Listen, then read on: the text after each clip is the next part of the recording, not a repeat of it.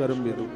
सुवर्ण का दान जठराग्नि को मजबूत करने वाला, वीरदायक, ये इसका प्रभाव है। घी का दान पुष्टिकारक जानना चाहिए खाने में और दान करने में। कहीं कोई भंडारा है और आपको मौका मिलता है तो वहाँ घृत का दान कीजिए। मंदिर में दिया जलाने के लिए घी का दान कीजिए। घी वो चीज है जो 5 अमृत में इसका नाम आता है। 5 चीजें अमृत में ली गई हैं।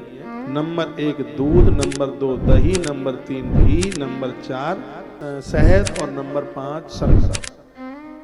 हमारे यजुर्वेद के भूमंडल के 90 नंबर के अध्याय में इसको पंचामृत कहा गया। यजुर्वेद में इन 5 चीजों को अमृत कहा गया, इसलिए इन चारों को मिला दें तो इन 5 को मिला दें तो पंचामृत बन जाता।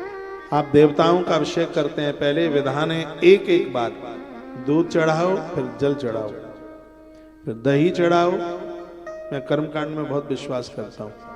उसके बाद फिर जल चढ़ाओ, फिर घी, फिर जल, फिर शहद, फिर जल, फिर चीनी।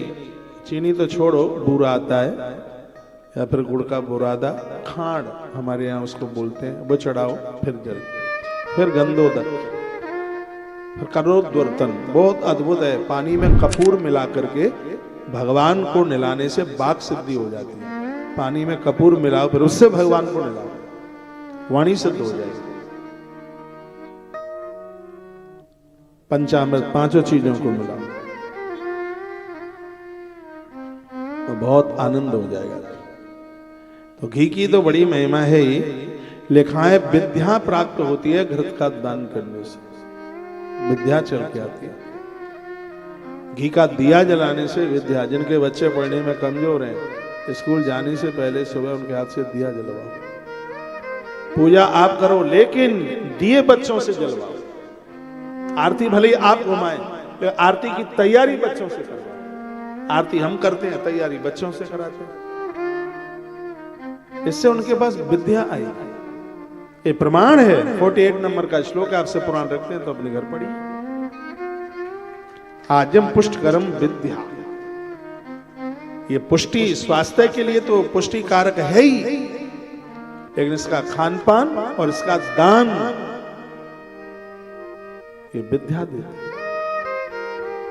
पढ़ने लिखने में बड़ी मजबूताई मिलती है, ऐसा जानना चाहिए। अन्न का दान अन्न की समृद्धि में कारण होता है।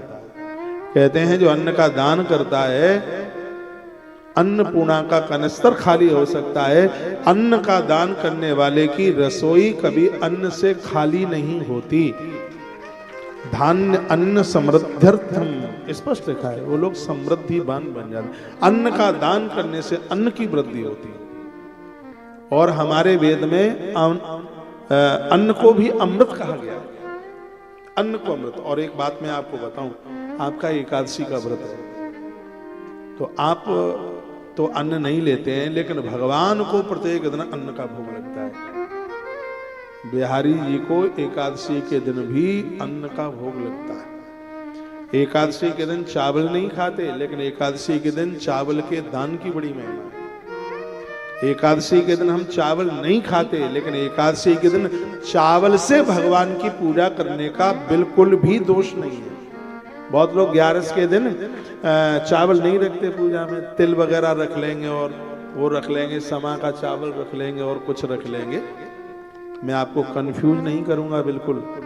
एकादशी के दिन देवी देवताओं को चावल से पूजने पर जितना अपराध है वो सब मेरा, और जितना पुण्य है वो सब आपका। अपराध है ही नहीं, क्योंकि चावल 16 उपचारों में से आता है। चावल कहते कोई भी सामग्री नहीं है और आपके पास चावल और पानी है, देवताओं को पूज दो, पूजा पूरी। चावल के बिना पूजा अधूरी है। कंदुल के बिना अक्षतान सुरश्रेष्ठ मंत्र। अक्षत भैया, अक्षत चढ़ाने से देवता तुम्हें श्रेष्ठ बना देते। अक्षत की नक्षय अक्षत जो कभी नष्ट न होने दे, वंश परंपराओं को बढ़ाए। अक्षत है, समृद्धि दे दे। वो श्री सुदामा जी ने चावल ही तो चढ़ा दिए थे भगवान को, सब कुछ मिल गया था। तंदुल तो बड़ा अद्भुत है, चावल बड़ा अद्भुत है, खुद खाने में अपराध है, लेकिन भगवान को चढ़ाने में कोई अपराध नहीं है। अन्न अमृत है, तो धान्य अन्न समृद्ध्यर्थम लिखा है कि अन्न का दान करने से व्यक्ति सामर्थ्यशाली बन जाता है, समर्थवान बन जाता है, उसके पास सामर्थ्य आ जाती है। समृद्धि का कारण है अन्न। और अगली बात बताइए, मधुरा हार्दम गुड़म, गुड़, गुड़ की बड़ी महिमा है। गुड़ का दान मधुर भोजन की प्राप्ति कराने वाला।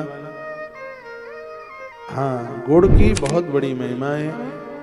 भगवान सूर्य देवता बड़ी कृपा करते हैं गुड़ का दान करने से। कुष्ठ रोग नहीं होता गुड़ का दान करने से, असाध्य बीमारियां नहीं होती गुड़ का दान करने से। मैं तो कहता हूं कि बच्चों का जिस दिन जन्मदिन, आपकी शादी की तिथियां वगैरह होती हैं, उस दिन गुड़ का दान कीजिए। गुड़ घर के कलह को समाप्त करता है, घर के झगड़े को समाप्त करता है, घर की लड़ाई को दूर करता है। ये गुड़ का इतना बड़ा महत्व है। कभी कभी अपना तुलादान गुड़ के द्वारा कराओ, गुड़ इतना महत्वपूर्ण है। मधुराहार्दम गुड़म, तो आपको मधुर बना देगा गुड़।